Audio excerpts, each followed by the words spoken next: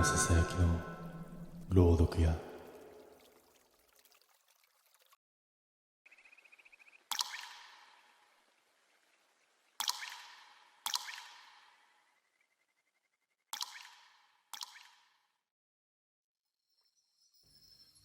これは俺がまだ20代の頃の話だ。今でもあの道の前を通ることができない。思い出すと、あの時の匂いまで蘇る。濡れた土の匂いと古い油みたいな匂いだ。あの日俺たちはキャンプに行く途中だった。メンバーは4人。俺と大学の友人の健太の彼女のまゆ、それから俺の妹の美咲。美咲はこういうのが初めてで、やけにテンションが高かった。星、めっちゃ見えるらしいよ。流れ星見えたら、お願い事どうする？車の後ろでずっとそんな話をしていた。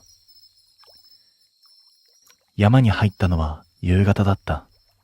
その時妙なことがあった。山の入り口に小さな売店みたいな建物があって、その前に地元のおじさんが立っていた。おじさんは俺たちの車を見ると近づいてきた。兄ちゃんたち、上に行くのか？健太が、はい、キャンプ場です。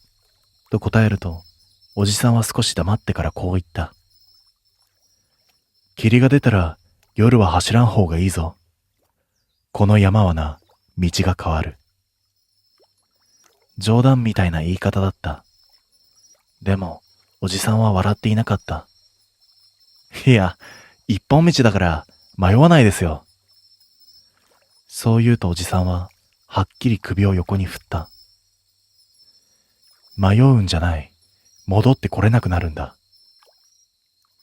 その言い方が妙に気持ち悪くて、車に戻ってからもしばらく頭に残っていた。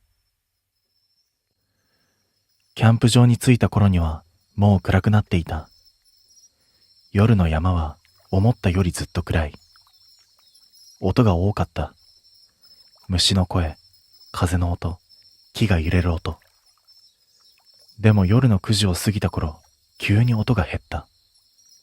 いきなり、シンとした。その代わりに、カラスの鳴き声が聞こえ始めた。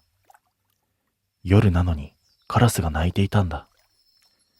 しかも1羽だけじゃない。何羽も、何羽も。まゆが言った。ねえ、なんか鳴き方変じゃない？確かに、普通のカラスの鳴き方ではなかった。泣いているというより、笑っているみたいな声だった。その夜、美咲が気分が悪いと言い出した。熱はないのに、吐き気がするという。ごめん、車で寝てる。そう言って車に戻った。そしてしばらくして様子を見に行った健太が、変なことを言った。なあ、さっきさ、このキャンプ場来る途中にドライブインあったよな。俺はそんなものを見た覚えがなかった。いや、なかったと思うけど。いや、あったって。桐原ドライブインって看板。まゆも、あ、なんか古い看板あったかも、と言い出した。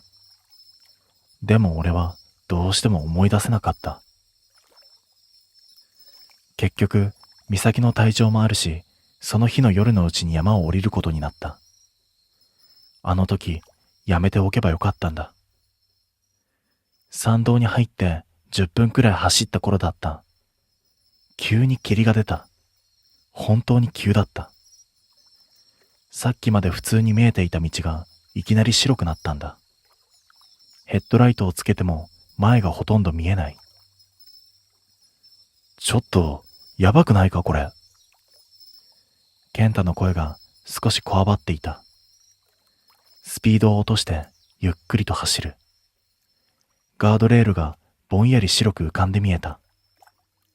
その時美咲が後ろで言った。ねえ、さっきから同じところ走ってない？俺は否定しようとしてできなかった。カーブミラー、曲がった木、潰れたガードレール。さっきも見た。ナビを見ると、現在地のマークが道の上じゃないところにあった。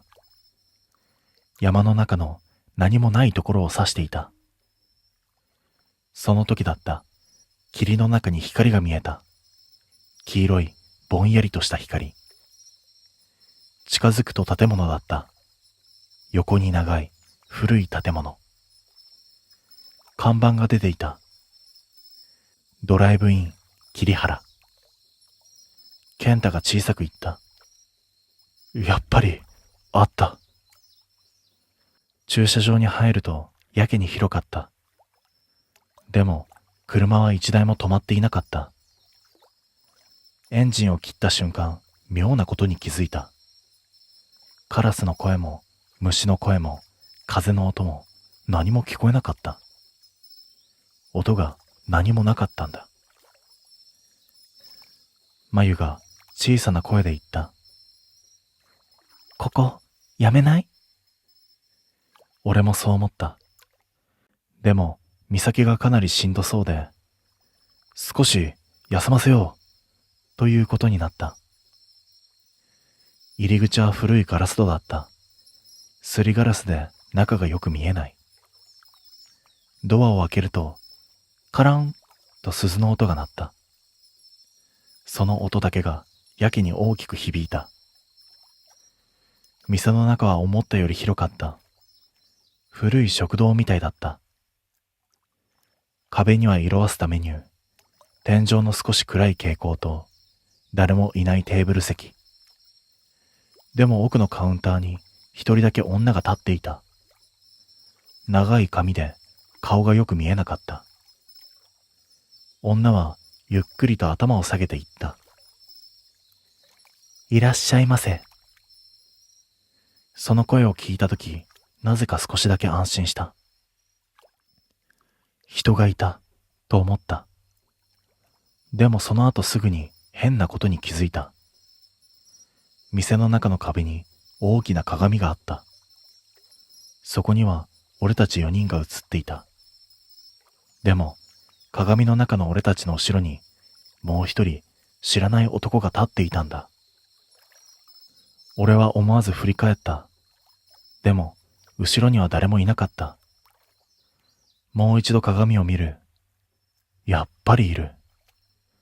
俺たち4人の少し後ろ、黒い服を着た男がうつむいて立っていた。なあ、あの鏡。そう言いかけたとき、カウンターの女が言った。お食事にしますか？その声でみんな鏡から目を離した。今思えば、あの時もう一度ちゃんと見ておけばよかった。俺たちは適当にラーメンや定食を頼んだ。美咲は座ったままぐったりとしていた。店の中は静かだった。静かすぎた。厨房から音がほとんど聞こえない。包丁の音も鍋の音もしない。なのにしばらくすると料理が運ばれてきた。ラーメンの湯気が白く揺れていた。その湯気が妙に重く見えた。煙ではなくて霧みたいだった。健太が小さな声で言う。なあ、この店さ。そこまで言って黙った。視線の先を見ると、いつの間にか店の奥のテーブルに人が座っていた。入ってくるところなんて誰も見ていない。男が一人、女が一人、奥の席に黙って座っていた。二人とも食事はしていなかった。ただ、座っているだけだった。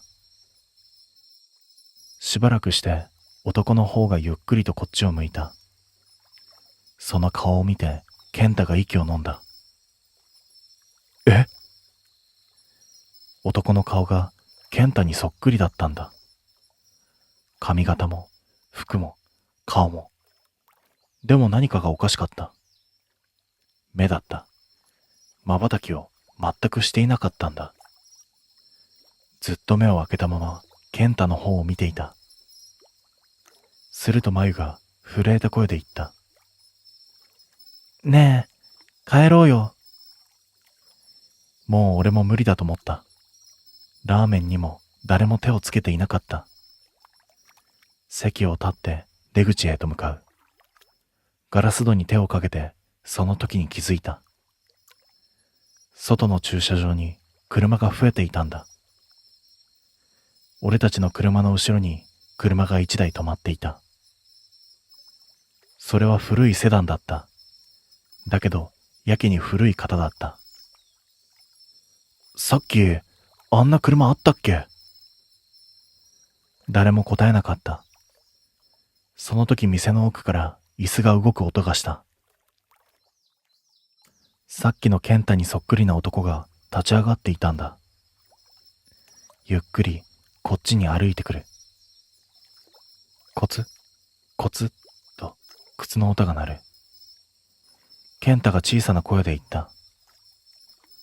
俺、あいつ知ってる。いや、知ってるっていうか、見たことがある。男は健太のすぐ前まで来て止まった。そしてゆっくりと口を開いた。やっと来た。そう言ったんだ。健太が後ろに下がる。いや、何言ってんだよ。男は少しだけ笑った。霧、出てただろ。だから来れたんだ。意味がわからなかった。だけど男は次にこう言った。次は、お前があっちに立つ番だ。その言葉を聞いた瞬間、入り口のドアがガタッとなった。全員そっちを見る。すりガラスの向こうに人の影が並んでいた。一人じゃなかった。何人もいた。5人、6人。いや、もっといたかもしれない。みんなドアのすぐ向こうに立って中を覗いていた。その影の中にもう一人健太がいた。外にいる健太はドアを叩いていた。開けろ。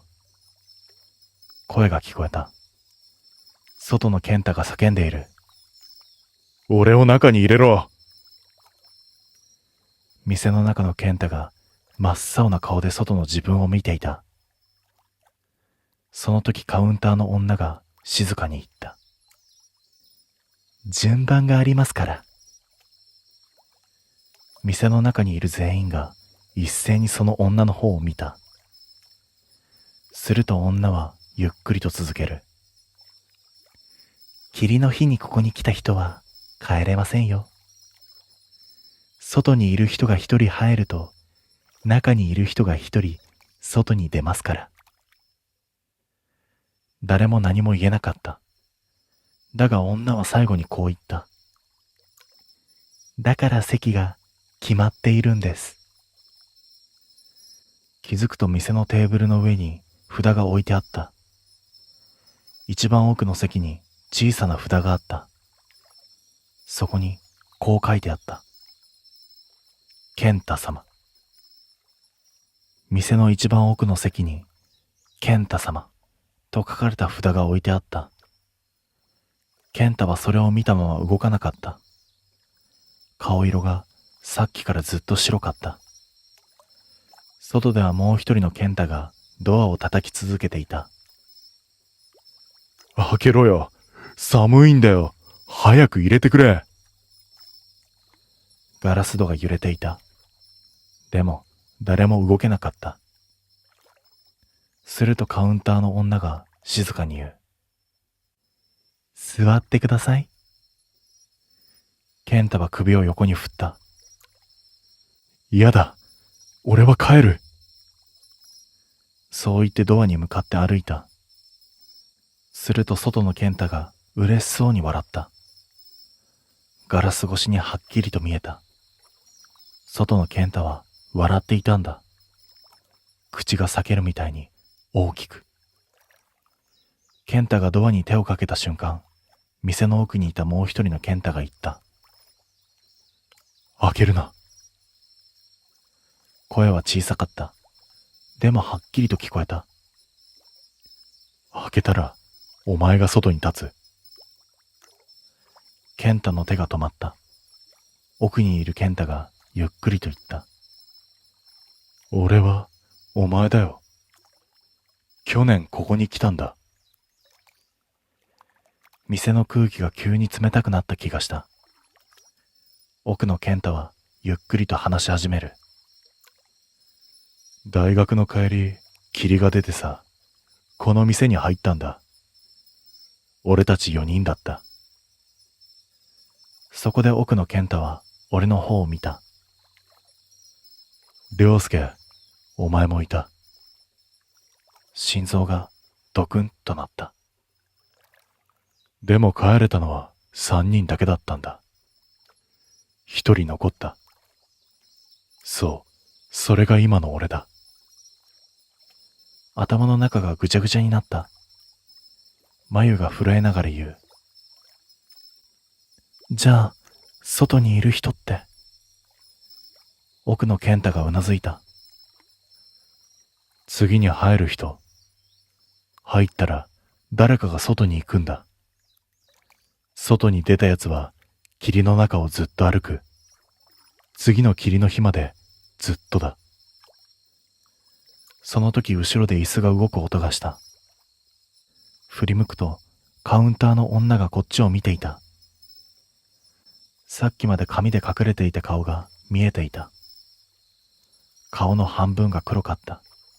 焼けたみたいにただれていたんだ。そして歯だけがやけに白かった。女は笑っていた。席が空きましたから。いつの間にか奥の席に座っていた前の健太がいなくなっていた。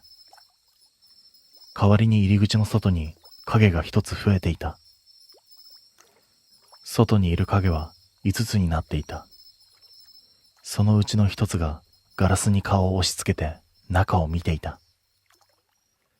それはさっきまで奥の席にいた健太だった。じゃあ、次は。女がゆっくり店の中を見渡した。そして、俺の方を見た。次は、あなたです。背中が凍った。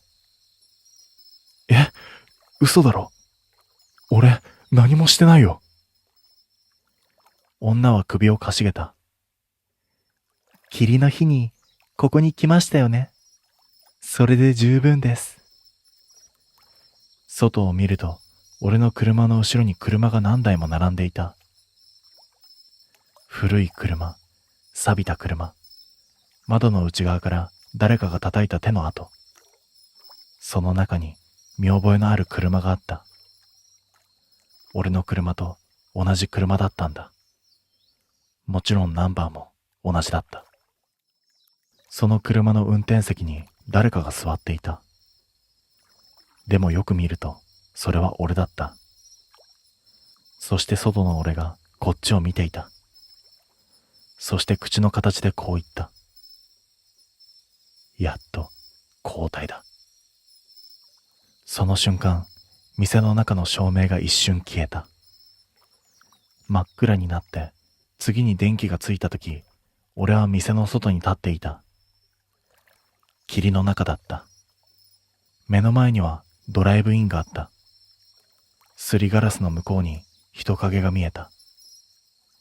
その中には俺がいた。店の中の俺が椅子に座ってうつむいていたんだ。俺は動けなかった。ドアを叩こうとした。でも体が動かなかった。足が勝手に後ろに下がる。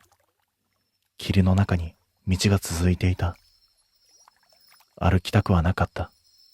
でも体が勝手に歩いたんだ。俺は霧の中をずっと歩いた。どれくらい歩いたのかはわからない。だけど気がついたら朝になっていた。俺は山の入り口のところに立っていた。あの最初に会ったおじさんの売店の前だった。おじさんは俺の顔を見ると何も驚かなかった。ただこう言った。戻ってこれたのか？俺は震えながら聞いた。あそこって何なんですか？おじさんは少し黙ってから、霧の日だけな、帰れんかったやつが休んどる場所だ。次に来たやつと交代するためのな。それから何年も経った。でも今でも霧の日になると思い出す。あのドライブインの前を通るとき、たまに見えるんだ。霧の中に古い建物が見える。駐車場に車が止まっている。入り口の前に何人か立っている。その中には俺がいるんだ。ドアを叩いている。中に入れてくれって、ずっと。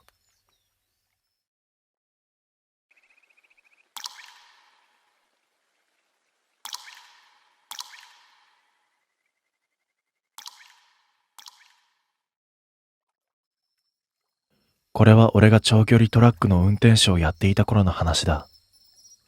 もう10年以上前になる。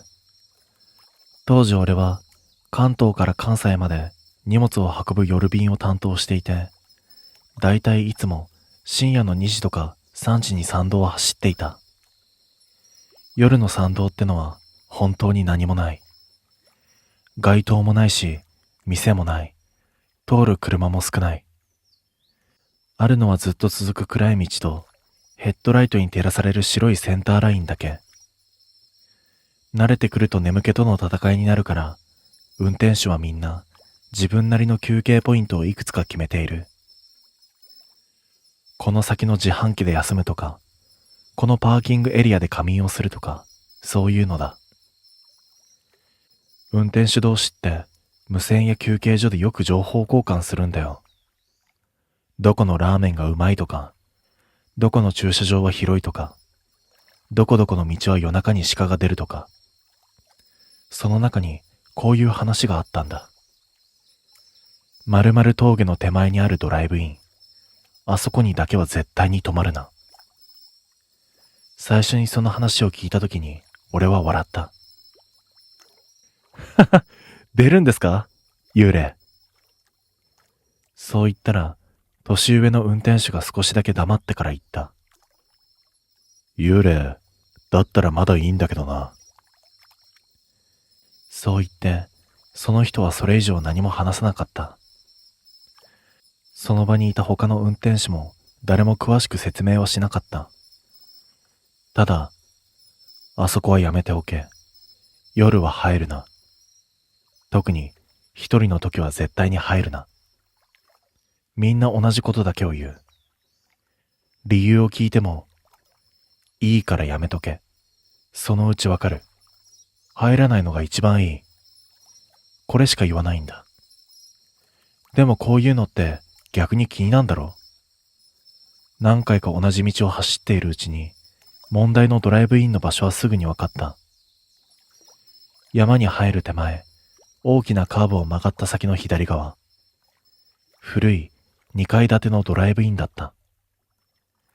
看板は色あせていて、なんて名前なのか遠くからだとよく読めなかった。でも夜中でも必ず電気がついているんだ。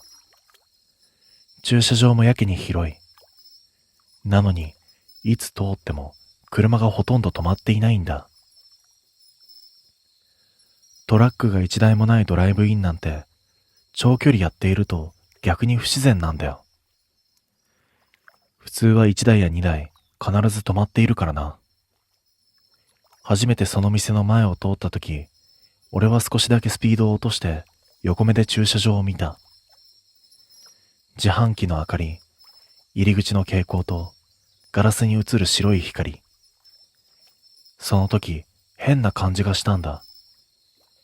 なんかこう、うまく言えないんだけど、ここ、なんかおかしいな、って直感で思った。別に幽霊を見たわけではない。音がしたわけでもない。でも、そこだけ空気が違うみたいな感じがしたんだ。山の中のただの古いドライブインのはずなのに、そこだけ妙に明るくて、でも明るいのに暗い感じがする。わかるかな、この感じ。明るいのに安心できない場所ってあるだろ。コンビニのはずなのにやけに怖いとか、人がいるはずなのに気配がないとか。あのドライブインはまさにそれだったんだ。それから何度か前を通ったけれど、俺は一度も入らなかった。先輩たちがあそこまで言うのも珍しかったし、正直なんとなく入りたくなかった。でも入ることになる。入らなきゃいけない状況になったんだ。あれは雨の日だった。かなり強い雨で、ワイパーを最速にしても前が見えにくいくらいだった。山道に入る前に少し休もうと思って、いつも止まる自販機スペースに行ったら、トラックが何台も止まっていて、止める場所がなかった。仕方がないから、もう少し先まで行こうと思って走ってたら、だんだん眠気がひどくなってきた。目が重くて、視界がぼやける。やばいな。これは一回ちゃんと止まって休憩しないと。そう思ったとき、前にあのドライブインの看板が見えた。雨の中、ぼんやりと光っている看板。俺は少し迷った。やめとけって言われてたよな。でも、このまま山道に入るのは危ない。事故るかもしれない。少し休むだけ。コーヒーを飲んで、顔を洗って、すぐに出ればいい。そう思って俺はウインカーを出して、そのドライブインの駐車場にトラックを入れた。その時バックミラーに、後ろを走っていたはずのトラックがいなくなっていることに気づいた。さっきまでずっと後ろに一台ついてきていたのに。雨の中、ヘッドライトも見えない。あれ？おかしいな。と思いながら俺はトラックを止めてエンジンを切った。エンジン音が消えた瞬間、外は雨の音だけになった。ザー、ザーっていう音。その音の中になんだか人の声みたいなものが混じっている気がした。気のせいだと思って俺はトラックを降りてドライブインの入り口に向かって歩いた。自動ドアの前に立つ。ガラスの向こう、店の中は明るい。食堂みたいなテーブル、カウンター、壁に貼ってあるメニュー。だが人の姿は見えなかった。ウィーンと自動ドアが開いた。その瞬間、店の奥から誰かの声がした。妙に近い声だった。カウンターには誰も立っていないのに。俺は入り口のところで少しだけ立ち止まった。店の中はやけに明るい。古い蛍光灯の白い光で全体がぼんやりと照らされている。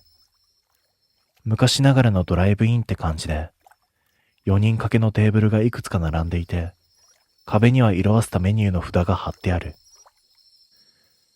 ラーメン、カレー、生姜焼き定食、うどん、そば。どれもいかにも昔のドライブインっていうメニューだった。でも店の中には客が一人もいなかった。さっき駐車場には俺のトラックしかなかったから、まあ不思議ではないんだけれど。すいません。俺はカウンターの方に向かいながら声をかけた。するとカウンターの奥ののれんが少し揺れて、奥から一人の女が出てきた。40代くらいかな。エプロンをつけた普通のおばさんだった。いらっしゃい。こんな時間に大変だね。ニコニコしながらそう言った。あ、どうも。コーヒーだけいいですか？はいよ。疲れてるでしょ。そう言っておばさんはコーヒーを入れ始めた。その様子を見て、俺は少し安心した。なんだ、普通の店じゃないか。先輩たち、怖がらせすぎだろ。そう思いながらカウンター席に座った。ふと店の奥を見ると、食堂スペースのさらに奥に廊下みたいなのが見えた。トイレがあるんだろうな、と思った。はい、コーヒー。目の前に湯気の立つコーヒーが置かれた。あったかいよ。すいません、ありがとうございます。カップを持つとじんわりと手が温かくなって、そこで初めて自分がかなり体が冷えていたことに気づいた。雨の中を走り続けて気も張っていたから、思っていたより疲れていたみたいだった。一口コーヒーを飲んで、はぁって息をついたとき、店の入り口の自動ドアがウィーンって開いた。俺は反射的に入り口を見た。誰も入ってこない。でもドアは開いて少ししてから閉まった。あれ？思わずそう言うと、カウンターの中のおばさんがこっちを見ないで言った。来たね。え？もう一人お客さん来たね。そう言っておばさんは店の奥の方を見ている。でも俺の位置からは入り口からテーブルまで全部見える。誰もいない。いや、誰も入ってきてないですよ。そう言ったら、おばさんは少しだけ不思議そうな顔をして、え？いるよ？って普通の声で言った。ほら、あそこ。そう言って指さしたのは一番奥のテーブルだった。俺はゆっくりと振り向いた。誰もいないはずのテーブル。でも、濡れた足跡がそこまで続いていた。入り口から一直線に。雨で濡れた靴の跡が、ペタ、ペタ、ペタって床に残ってる。でもその足跡の先の席には、やっぱり誰も座ってない。俺は何も言えなくなった。おばさんは普通に、ご注文、決まったかね？って、誰もいないテーブルの方に向かって言っている。まるで、そこに本当に客が座っているみたいに。ラーメンね。はいはい。おばさんはそう言うと、何かメモをして厨房の方に向かった。俺はもう一度奥の席を見た。誰もいない。でもテーブルの上に水の入ったコップが一つ置かれていた。さっきまではあんなのなかったはずだ。しばらくすると厨房の奥から音が聞こえてきた。ジューっていう何かを焼く音。鍋の蓋がカタカタ鳴る音。普通の料理している音。でも俺は急に落ち着かなくなってきた。なんていうか、ここに長くいちゃいけない気がする。コーヒーを半分くらい一気に飲んで、すいません、お会計を、って言いかけたとき、奥の席の方から、ズルって音がした。何かをすするみたいな音。ラーメンを食べる時の音にそっくりだったんだ。でもやっぱりそこには誰もいない。ズル、ズルズル、と音だけがする。見えない誰かがそこでラーメンを食べているみたいに。俺はもう奥の席を見ないようにしてカウンターだけを見ていた。するとおばさんがラーメンを一つ持って奥の席の方に歩いていった。そして誰もいない席に向かってこう言った。はい、お待たせ。そう言って何もない空間にラーメンを置いた。その瞬間、ジュルルルってさっきより大きな音で誰かがラーメンをすすり始めた。俺はもう限界だった。すいません、俺もう行きます。少し震えた声でそう言うと、おばさんは振り向いて、あら、もう行くの？って残念そうに言った。はい、ちょっと急ぐんで。ポケットから財布を出そうとしたとき、おばさんがこう言った。じゃあコーヒー、あの人の分と一緒でいいよ。え？あんたの後ろの人、さっき一緒に入ってきたでしょ？背中がゾッとした。俺はゆっくりと振り向いた。入り口から俺の後ろには誰もいなかったはずだ。でも床を見ると、濡れた足跡がもう一つ、俺のすぐ後ろまで来ていた。まるで、ずっと俺の後ろに誰かが立っていたみたいに。さっき入り口から奥の席まで続いていた足跡とは別に、もう一つの足跡が、入り口、俺の後ろ、ずっと俺の真後ろで止まっている。俺は振り向いた。でも、やっぱり誰もいない。なのに耳のすぐ後ろで、やっと入ってくれた。って男の声がした。男の声は俺のすぐ後ろから聞こえた。振り向く。でもやっぱり誰もいない。なのに気配だけがある。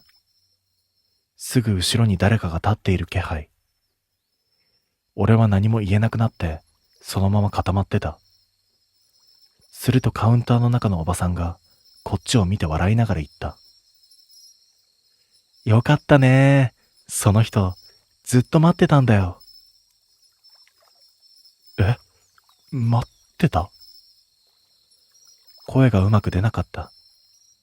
おばさんは当たり前みたいに話し始めた。でもね、なかなか入ってきてくれる人がいなくてね。みんな、この店知ってるから。そう言って湯飲みを吹きながら続けた。トラックの人たち、みんな優しいからね。わかってるんだよ。ここに入ったらどうなるか。その言葉を聞いた瞬間、背中に冷たい汗が流れた。どうなるってどういうことですか？俺がそう聞くと、おばさんは少しだけ首をかしげて、交代するんだよ。って普通の声で言った。交代ですか？そう、あの人と。そう言っておばさんは俺の後ろを指さした。誰もいないはずの場所。でも確かに気配だけはある。ずっとあの人ね、ここから出られないの。だから代わりにここに残る人が来ないと出られないんだよ。頭が理解するのを拒否していた。何を言っているのかわからなかった。でも本能的に思った。ここにいたらまずい。俺は財布を出して千円札をカウンターに置いた。釣り、いらないんで。そう言って店の入り口の方に向かって歩き出した。その時後ろから足音が聞こえた。ペタ、ペタ、ペタ、と濡れた靴で歩く音。さっき見た濡れた足跡の音。そいつが俺のすぐ後ろをついてくる。ゆっくり、ペタ、ペタ、ペタ。走り出したら追いつかれる気がして、俺は早歩きで入り口に向かった。自動ドアの前に立つ。ウィーンとドアが開いた。外は相変わらず大雨だった。でも構わず外に出ようとした。その時、後ろから男の声がすぐ耳元で聞こえた。次はあんたの番だ。その瞬間俺は反射的に外に飛び出した。雨の中駐車場を走ってトラックに飛び乗った。エンジンキーを回す。でもエンジンがかからない。キュル、キュルキュル。焦れば焦るほどかからない。バックミラーを見た。ドライブインの入り口の前に誰かが立っていた。雨の中ぼんやりとトラック運転手の格好をした男だった。ずぶ濡れで帽子をかぶってこっちをじっと見ている。顔はよく見えない。でも動かない。ずっとこっちを見てる。何なんだよ。思わず声が出た。するとその男がゆっくりと手を挙げて、こっちに向かって手招きをした。戻ってこいって言うみたいに。その時助手席のドアがガチャって音を立てた。鍵は閉めたはずなのに、ギーって音を立てて助手席のドアが少し開いた。誰かが乗り込もうとしているみたいに。俺はもう半分パニックでもう一度キーを回した。キュルキュル、ブオーンとエンジンがかかった。俺はすぐにギアを入れて思いっきりアクセルを踏んだ。タイヤが水を跳ねてトラックが前に飛び出す。バックミラーを見た。だがさっきの男がまだ立っている。でもその横にもう一人立っていた。それは店のおばさんだった。二人並んで雨の中ずっとこっちを見てた。ドライブインの明かりだけがやけに明るくて、その光の中に二人が立っているのがだんだん小さくなっていった。山を越えて次のサービスエリアに着いたとき、俺はまだ手が震えていた。トラックを止めて自販機の前でタバコを吸っていたら、見知らぬ運転手のおっちゃんに声をかけられた。お前もしかしてあのドライブインに入ったのか？俺は黙ってうなずいた。するとおっちゃんはしばらく黙ってからこう言った。後ろ、誰か乗ってきてないか？背筋が凍った。俺はゆっくり振り向いて自分のトラックの助手席を見た。暗くてよく見えない。でも助手席のシートが濡れていたんだ。まるで雨に濡れた誰かがさっきまでそこに座っていたみたいに。おっちゃんが小さな声で言った。多分、お前の後ろ走ってたトラックの運転手だ。え？あそこな、昔事故があったんだよ。雨の日の夜、トラックが一台崖から落ちてな。それから運転手、ずっと見つかってないらしいんだ。それからだよ、雨の夜だけ、あのドライブインにもう一台トラックが来るって話が出たのは。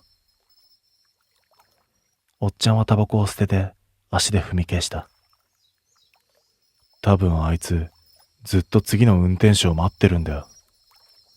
自分の代わりに、あそこに残る運転手をな。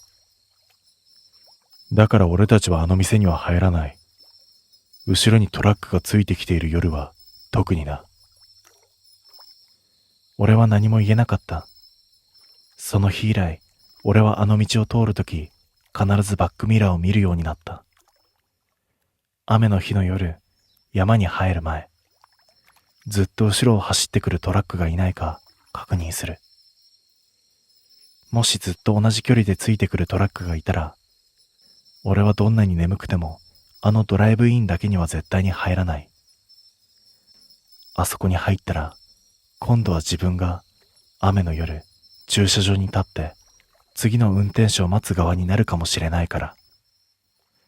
そしてもう一つ、あの店の前を通るときたまに見えることがある。駐車場に止まっているトラックの助手席に誰も座っていないはずなのに、濡れた人の形だけ浮かんでいるのが。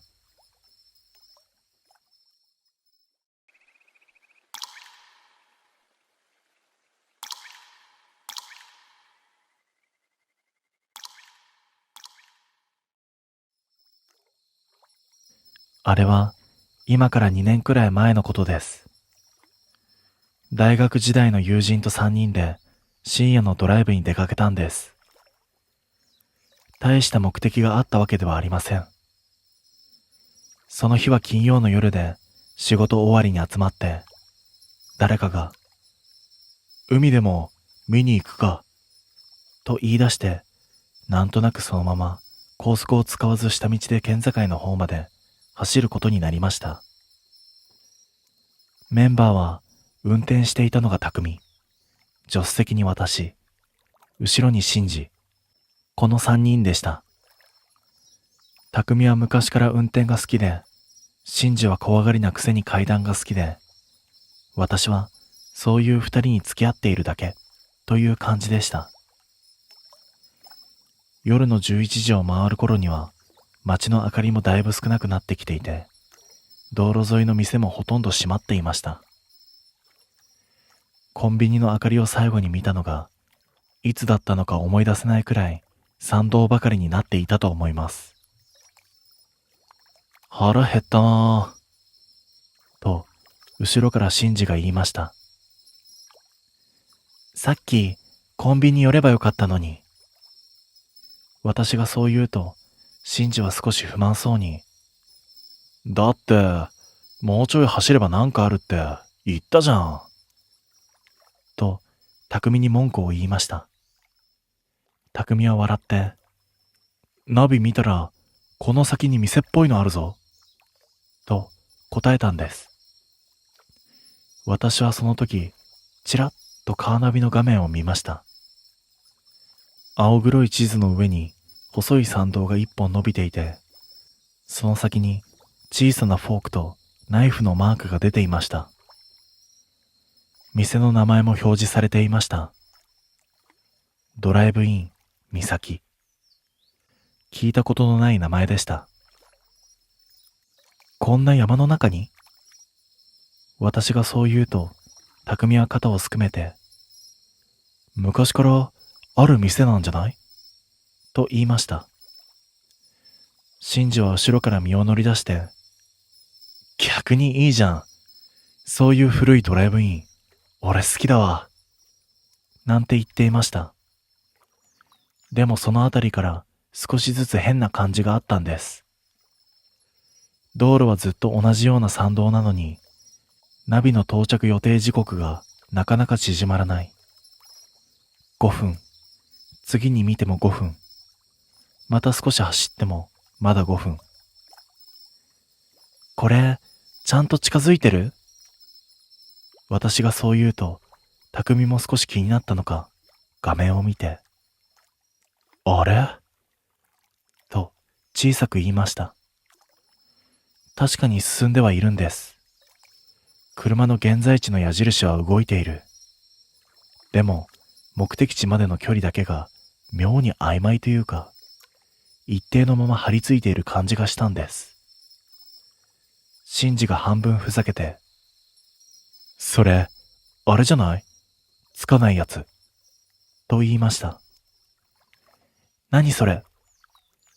階段にあるじゃん。ナビに従ってたら変なとこに連れて行かれるやつ。私は笑おうとしたんですが、その時フロントガラスの向こうに急に明かりが見えました。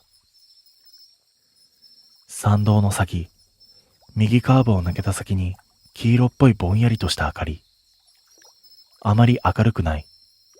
でも確かに営業中の店の明かりでした。お、あった。匠が少し嬉しそうに言って車を減速させました。道沿いに開けたスペースがあって、そこに古い平屋の建物が建っていました。色あせた看板。ところどころ文字が剥げていて、それでもかろうじて読めました。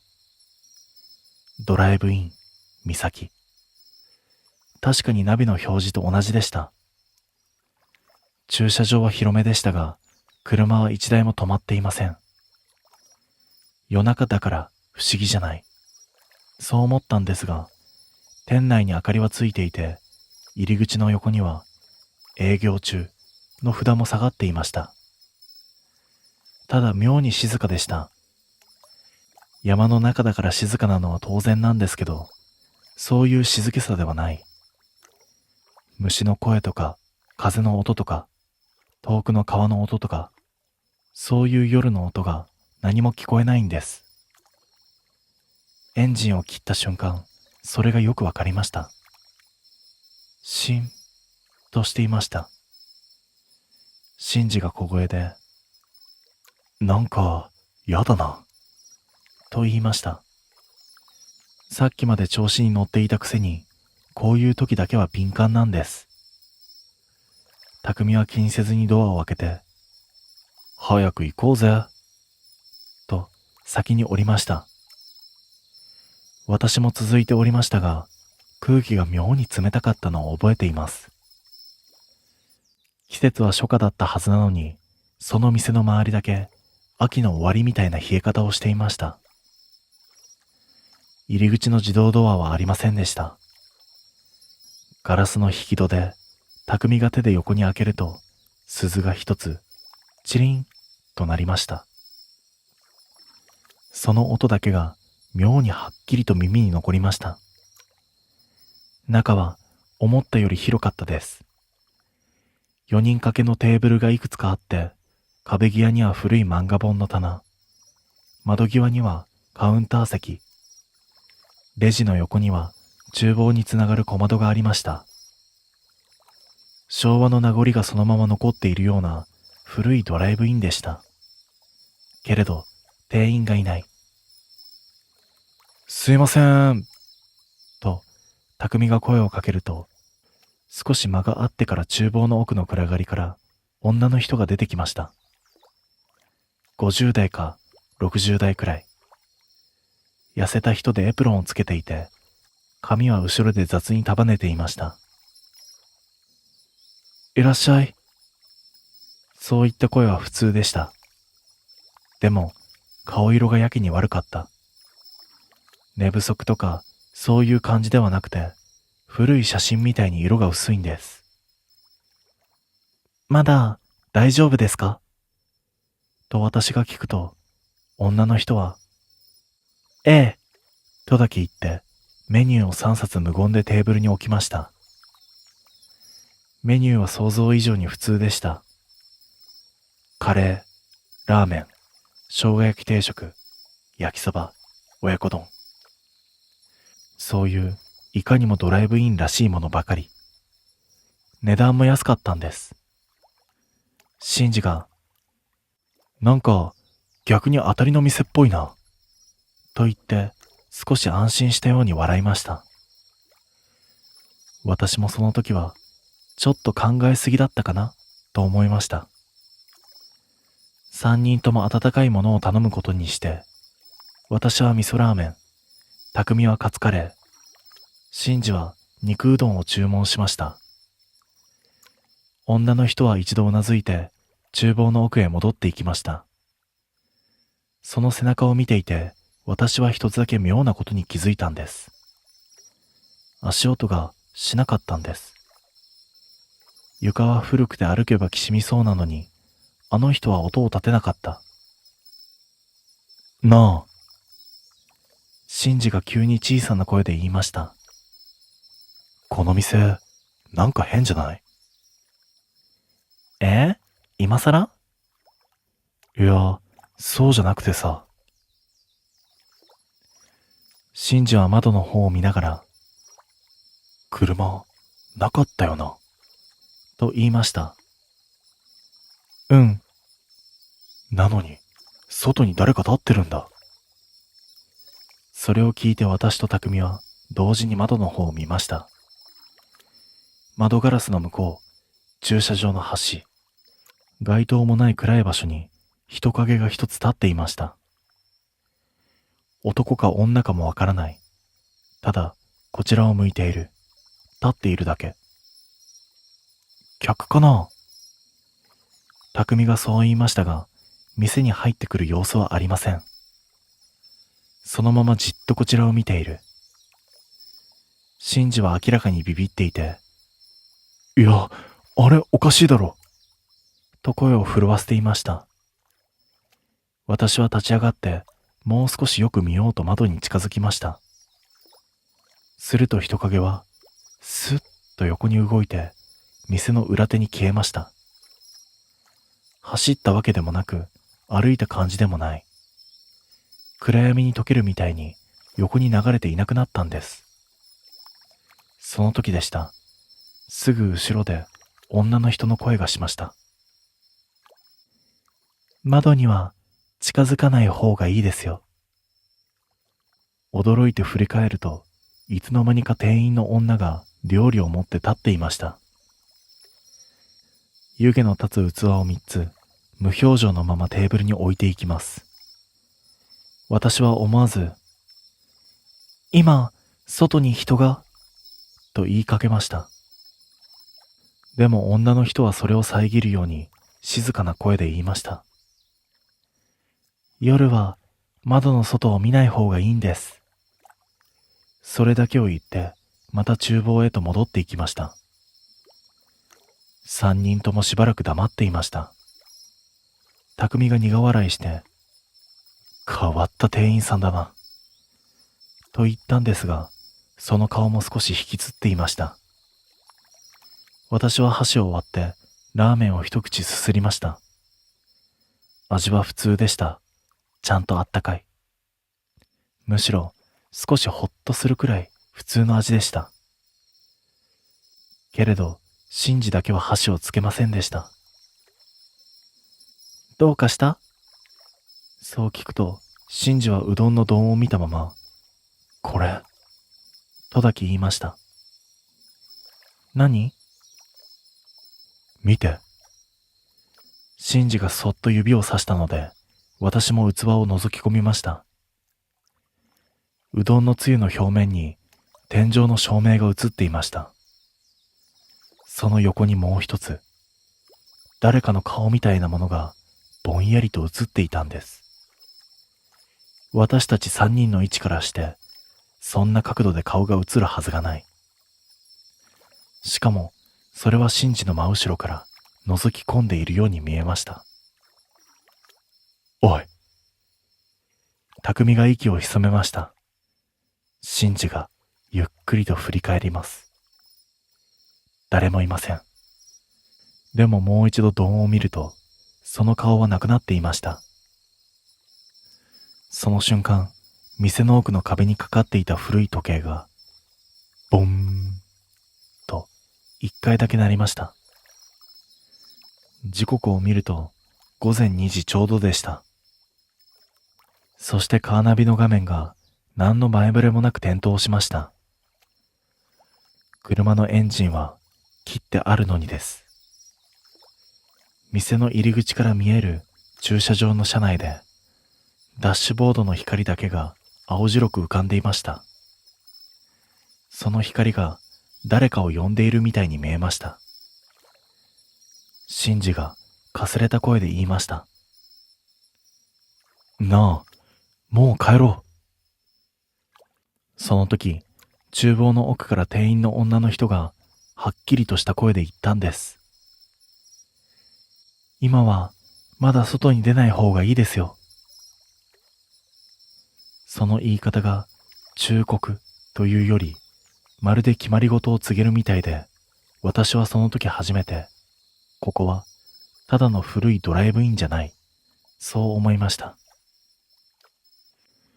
私たちは食事を途中でやめることもできず、かといって落ち着いて食べることもできず、ただ黙って座っていました。店の中は相変わらずしんと静かでした。冷蔵庫のモーター音も換気扇の音も厨房の調理の音も聞こえない。なのにテーブルの上にはちゃんと湯気の立つ料理が並んでいる。そのこと自体がだんだん気味悪く思えてきました。匠が小さな声で、今のどういう意味だと思う？と聞きました。私は答えられませんでした。シンジはさらに小さい声で、午前2時までは出るなってことなんじゃないかな、と言いました。もう2時だけど。じゃあ2時がまずいんじゃないの？会話の内容が完全に怪談のそれで、普段なら笑って終わるはずなのに、その時は誰も笑えませんでした。私は気を紛らわせたくて、テーブルの端にあった卓上調味料や壁の張り紙を見ていました。メニューの写真、手書きの本日のおすすめの札、観光地の古いポスター、その中に1枚だけ違和感のある張り紙がありました。レジの横、白い紙に黒い文字でこう書いてあったんです。窓の外の人影に声をかけないでください。私は思わず立ち上がってそれを見に行きました。紙は新しく見えました。黄ばんでもいないし、最近貼られたような感じでした。後ろから匠も来て、何これとつぶやきました。その時、厨房の奥から女の人が出てきました。さっきと同じ無表情。でも今度はどこか疲れたような、諦めたような顔に見えました。私は意を決して聞きました。この張り紙ってどういう意味ですか？女の人は少しだけ黙ってから静かに答えました。声をかけると入ってきます。それだけでした。冗談を言っている風でも脅かそうとしている風でもありません。あまりにも当たり前のことみたいに言うので逆に何も返せませんでした。匠が無理に笑って、誰がですかと聞きました。ですが女の人はその問いには答えませんでした。代わりに私たちの順番を見て、最後にカーナビの方向へ目を向けました。あなたたち、あれに連れてこられたんでしょう。その言い方に私はゾッとしました。ナビに案内された。確かにそうです。でも普通なら、ナビを見てきたんですね、というはずです。連れてこられた。その言い方は、まるで意志のあるものに導かれたみたいで、どうしても引っかかりました。どういうことですかと私が聞くと、女の人は少し迷うように目を伏せ、それから店の奥にある窓の方を見ました。ここは来る人が決まっている時があるんです。決まってる？道に迷った人、帰る場所が定まらなくなった人、あるいは呼ばれた人。シンジが椅子のきしむ音を立てて立ち上がりました。いやいやいや、ちょっと待ってくださいよ。意味わかんないって。女の人はシンジを見ても特に反応しませんでした。昔この道は今よりずっと使われていました。トラックも長距離バスも夜通し走っていた。その頃、この店は本当に繁盛していたんです。その声は平坦でしたが、どこか遠いものを見ているようでした。でも、山の向こうに新しい道路ができて、ここを通る車は減りました。事故も増えたんです。眠気でハンドルを切り損ねたり、ガードレールを越えたり、そういう話が出るたび、なぜか同じ話が残った。女の人は少しだけ声を落として言いました。事故の前にこの店に寄ったと言うんです。背中が冷たくなりました。でもこの店は、女の人はそこで言葉を切りました。そしてゆっくりとこう続けました。10年前に一度閉めています。誰も何も言えませんでした。店は今開いている。私たちはここにいる。温かい料理も食べている。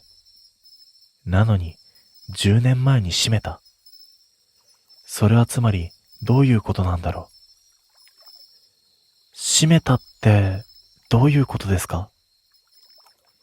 ようやく私が聞くと女の人は少し首を傾けて、火事があったんです、と言いました。その一言で店の空気がまた少し冷えた気がしました。夜中の厨房で火が出て、店主夫婦が亡くなりました。私はその時ここで働いていたんです。私は思わず女の人の顔を見ました。じゃあ、私は生きていますよ。そう言って女の人はかすかに笑いました。でもそれは安心できる笑い方ではありませんでした。生きていますけど、帰れていないのかもしれませんね。シンジが、もう、やめてくださいよ。と本気で怯えた声を出しました。その時店の外で何かを引きずるような音がしました。ザリ、ザリ、ザリ、と。駐車場の砂利を踏む音ではありません。もっと重たいものが地面をひっかいているような音。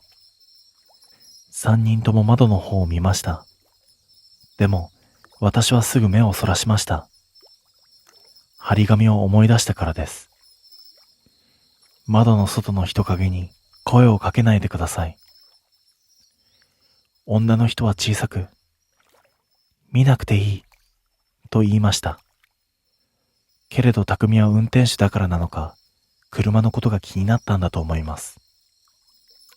鍵、閉めたよな。とつぶやいて、入り口のガラス戸の方へと歩き出しました。匠、私が呼ぶと、匠は振り返らずに、車のとこ、ちょっと見てくるだけ、と言いました。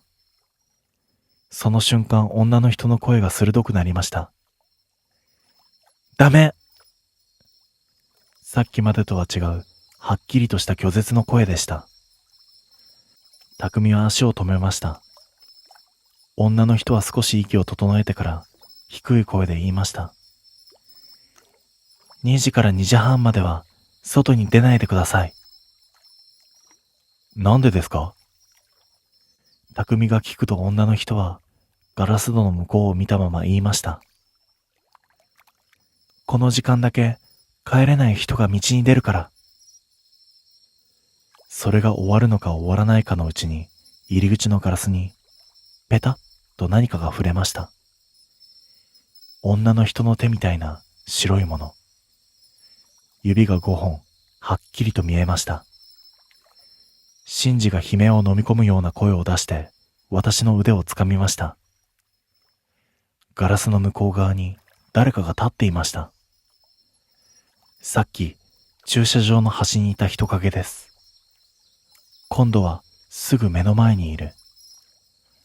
顔は暗くてよく見えません。でも背丈からして女の人に見えました。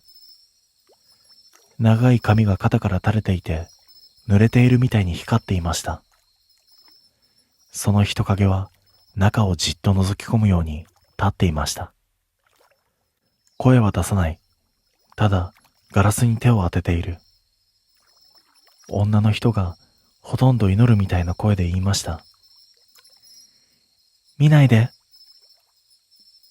私は目を伏せました。でもその時一つだけ聞こえてしまったんです。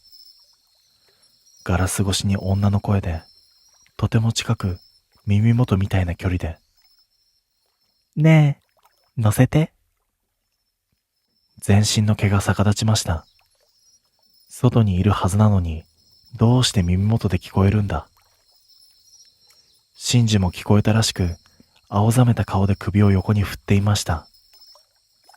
匠は固まったまま、入り口から動けなくなっていました。女の人が今度は私に向かって、こう言いました。車のナビ、切れますか？え？案内を終わらせないと、また次を探しに来ます。意味はわからなかったのですが、その言い方があまりに切迫していて、私はとにかくうなずきました。車の鍵を。匠が震える声でポケットから鍵を出し、私に渡しました。俺、無理。その一言に、彼が相当参っているのがわかりました。女の人は厨房の引き出しから古い懐中電灯を一本出して私に差し出しました。入り口は開けません。裏口から行ってください。裏口？店の裏からならあれと目を合わせずに車まで行けます。私一人で？そう聞いたとき、自分でも情けない声だと思いました。けれど女の人はうなずくしかありませんでした。あなたが一番まだ呼ばれていないから。その言葉の意味は後になってからわかります。でもその時の私はただただ恐ろしくて、理由なんて考える余裕もありませんでした。厨房の奥の細い通路を抜けると、確かに裏口がありました。鉄の扉、女の人が開けると、外気の冷たさが一気に流れ込んできました。店の裏手は真っ暗で、雑草が腰の高さまで伸びていました。懐中電灯の丸い光だけが足元を照らします。私は鍵を握りしめて、できるだけ音を立てないように進みました。店の裏を回れば、駐車場の私たちの車はすぐそこです。でも、そのわずかな距離が信じられないほど長く感じました。店の裏側からは何も聞こえません。風の音もない。虫の声もない。ただ自分の呼吸だけ。雑草を踏む音だけ。ようやく車の後ろに回り込んで、私はドアのロックを開けました。その瞬間、車内のナビ画面がパッと明るくなりました。誰も触っていないのに案内表示が出ています。目的地に到着しました。そう表示されていました。私は助手席側から身を乗り出してナビの電源ボタンを押しました。消えない。もう一度押す。消えない。画面には地図ではなく、暗い背景に一本の道だけが表示されていて、その先に赤い印が点滅していました。印の名前はこうなっていました。次の案内先。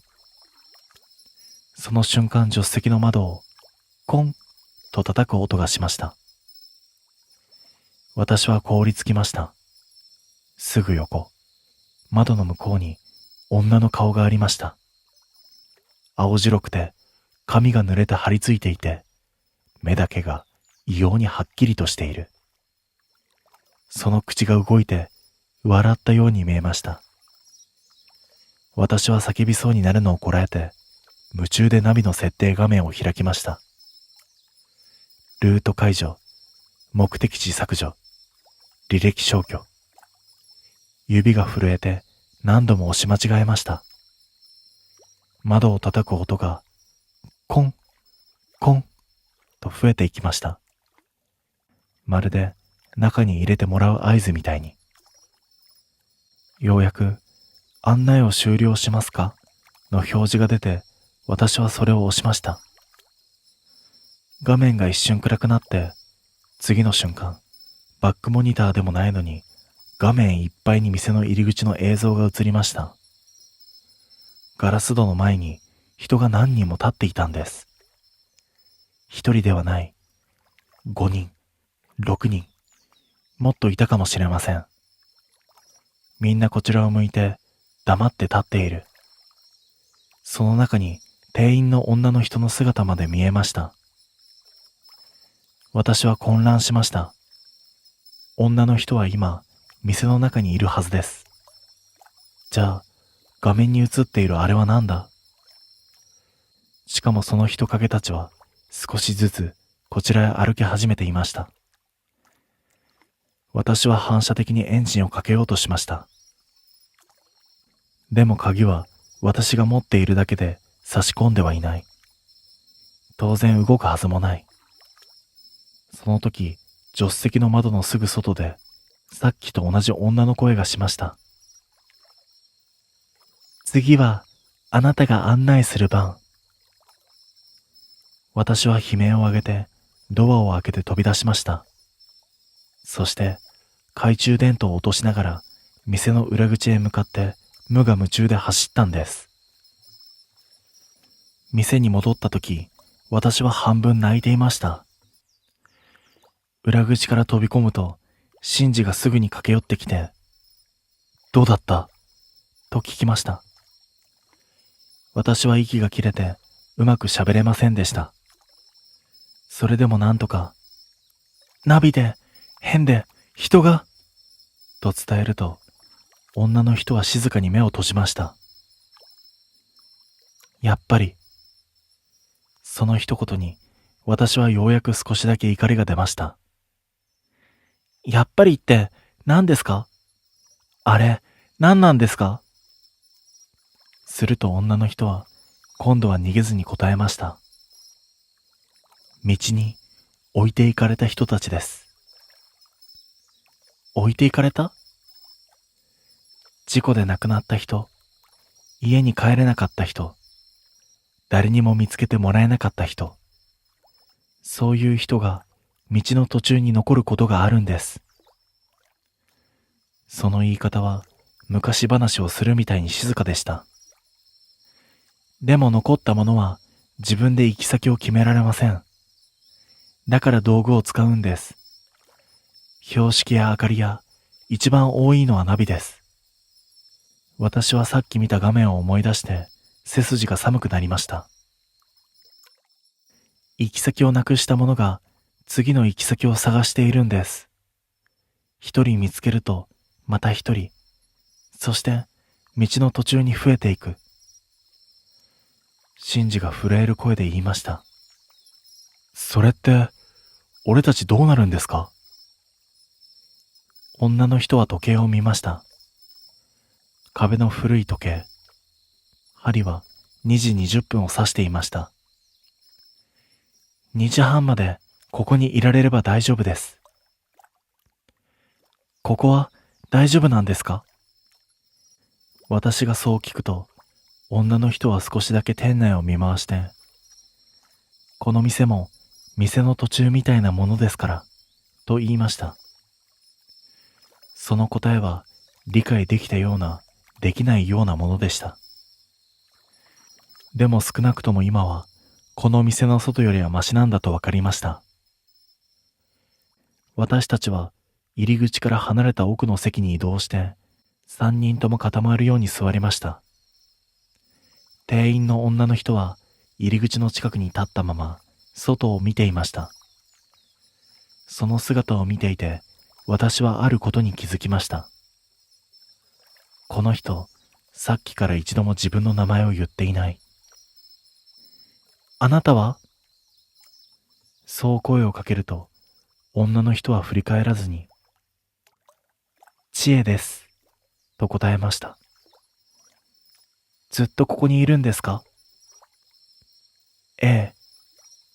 10年前から？少し間があって、知恵さんは言いました。多分、その言い方がたまらなく不安でした。まるで自分でも時間の流れがわからなくなっているみたいで。その時です。店の外で一斉に音がしました。ペタ、ペタ、ペタ。濡れた手がガラスに次々と触れるような音。私は見たくなかったのに、反射的に入り口の方を見てしまいました。ガラス戸いっぱいに手がついていました。子供の手、大人の手、細い指、節くれだった指。いくつもの白い手形が内側へ押し付けられている。でも外には誰の姿も見えない。手形だけが増えていく。シンジがすすり泣くみたいな声で、無理だって、とつぶやきました。匠はずっと黙っていましたが、ハンドルを握る癖が出たのか、膝の上で何かをつかむように手を固めていました。千恵さんが低い声で言いました。誰が呼ばれたのか、向こうも探してる。私はその言葉に引っかかりました。誰が呼ばれたか？千恵さんはようやくこちらを見ました。ここに来る人たちは、大抵一人だけ強く目をつけられているんです。その瞬間、私は最初に言われた言葉を思い出しました。あなたが一番まだ呼ばれていないから。じゃあ、呼ばれているのは誰なんだ？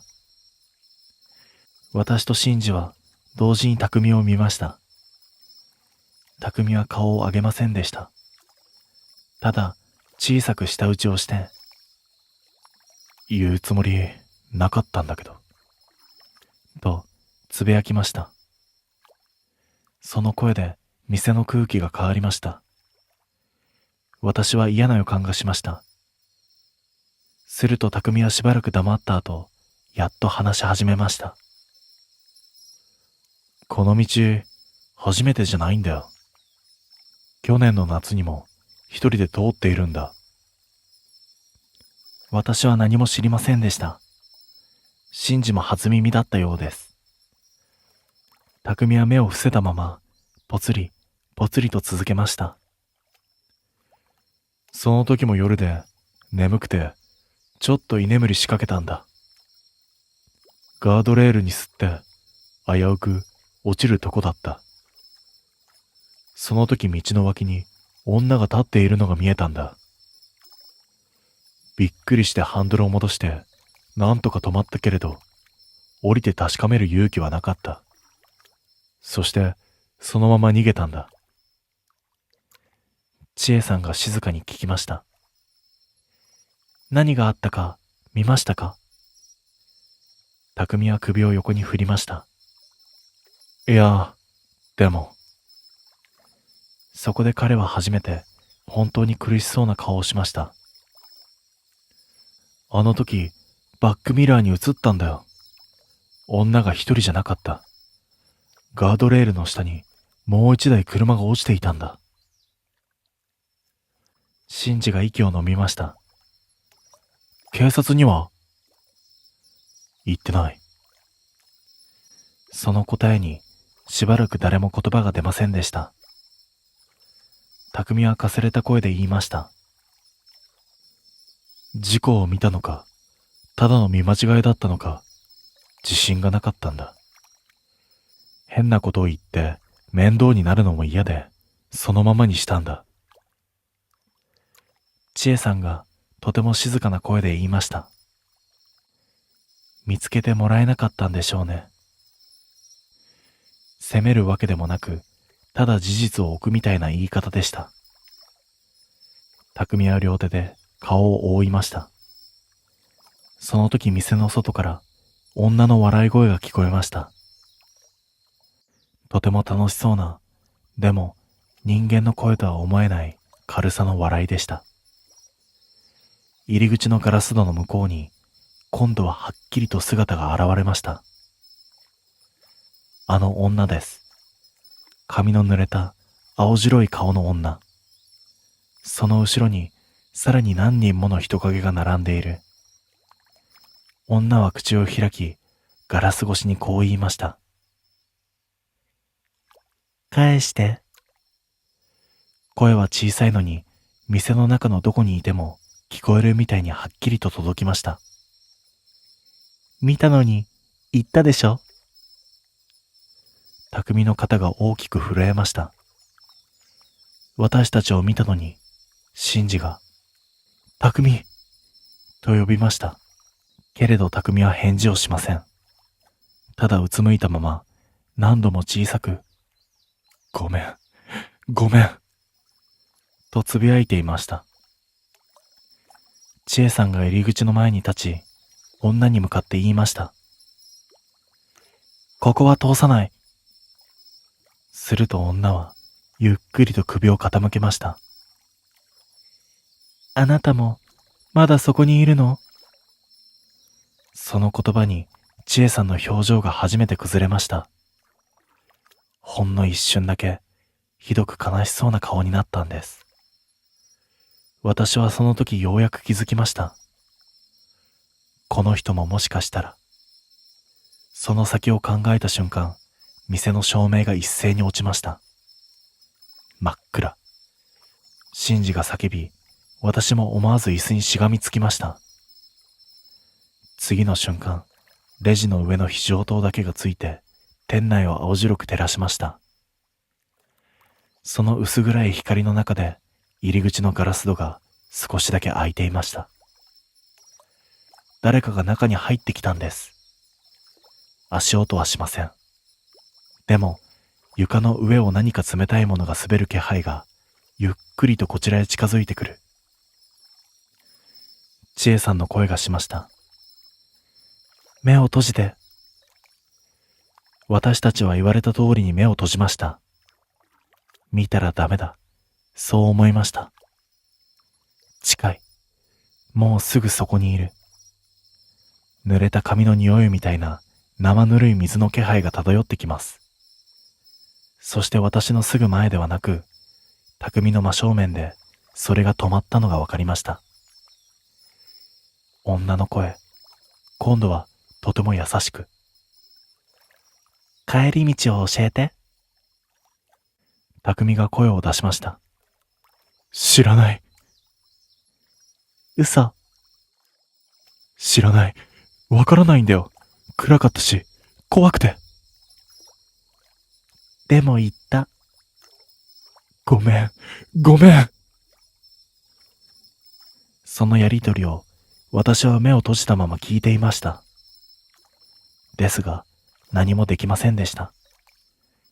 ただ、ここで私が何かを言ったら、その女の顔を見てしまいそうで。その時また古い時計が、ボーンとなりました。1回、2回。時計を見るまでもなく、2時半だとわかりました。すると店の中の空気が、スッと軽くなりました。あれほど重かった圧が急に引いていく。濡れた気配も遠ざかっていく。そしてしばらくしてから千恵さんがもう大丈夫と言いました。恐る恐る目を開けると入り口のガラス戸は閉まっていて、外にはもう誰もいませんでした。手形もきれいに消えていました。ただ匠だけが床に座り込んで泣いていました。声を殺して子供みたいに。それからしばらくして東の空が少し白み始めました。山の夜明けは遅いですが、確かに闇の濃さが薄れてきました。千恵さんは私たちに温かいお茶を出してくれました。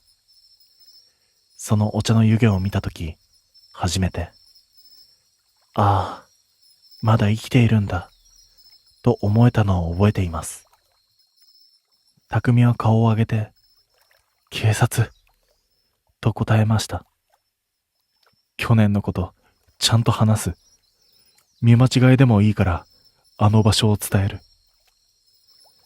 真治は何も言いませんでしたが、その答えにだけはゆっくりとうなずきました。私もそれがいいと思いました。遅すぎるとしても何もしないよりはずっといい。朝の5時を過ぎる頃、私たちは店を出ることにしました。外はもう普通の参道の朝で、鳥の声も聞こえていました。駐車場に立つと、昨夜の異様な静けさが嘘みたいでした。車に乗り込んで、私は思わずナビの画面を見ました。普通の待ち受け画面、履歴も消えていました。ドライブイン、岬の表示はどこにもありませんでした。エンジンをかける前に、私は店の方を振り返りました。千恵さんが入り口の前に立っています。夜と同じエプロン姿で私たちを見ている。私は窓を少しだけ開けて、ありがとうございました、と言いました。千恵さんはほんの少し笑ってこう言いました。次は明るいうちに休んでください。その言葉だけはとても人間らしく聞こえました。私たちは車を出して山道を下りました。1時間後、匠は最寄りの警察署に行って去年のことを話しました。最初は半信半疑だったみたいですが、場所を聞いた警察が捜索をした結果、本当に崖の下から古い事故車両が見つかったそうです。運転をしていたのは若い女性だったと聞きました。行方不明届も出ていたらしい。それを知ったとき、匠はしばらく何も喋れませんでした。もちろん私たちも同じでした。見つかってよかったとは簡単に言えない気持ちでした。もっと早く伝えていれば、あの人はあの道に取り残されずに済んだのかもしれない。その後私は一度だけ昼間にその道を通ったことがあります。どうしても気になって一人で確かめに行ったんです。でもあの場所にはドライブインはありませんでした。あったのは雑草に埋もれた古い更地だけ。看板の土台みたいなものが斜めに残っているだけでした。近くのガソリンスタンドで聞いたら、その辺りには昔、確かにドライブインがあったそうです。名前は、ドライブイン、三崎。10年ほど前に火事になって、そのまま潰れたと。店員さんがいたかどうかまではわかりませんでした。私はそれ以上何も聞きませんでした。聞いてしまったら、千恵さんが何者だったのか、本当に知ってしまいそうで。ただ、あれから今でも夜中に長い山道を走っていると、たまにナビが変なことを言う時があります。本道から外れているわけでもないのに、急にルートの再検索を始めたり、存在しないはずの休憩所を目的地候補に出したり。そんな時、私は必ず音量を切ります。画面も見ません。そしてできるだけ早く明かりのある場所で休みます。あの道にはまだ帰れない人がいるのかもしれません。あるいは帰り道を知っている誰かを今も探しているのかもしれません。深夜のナビは便利です。でも時々、あれは目的地ではなく、行き先を失った者の願いを拾ってしまうことがある。だから夜の山道で見知らぬドライブインに案内されても、どうかすぐには従わないでください。そこが本当に休むための場所とは限りません。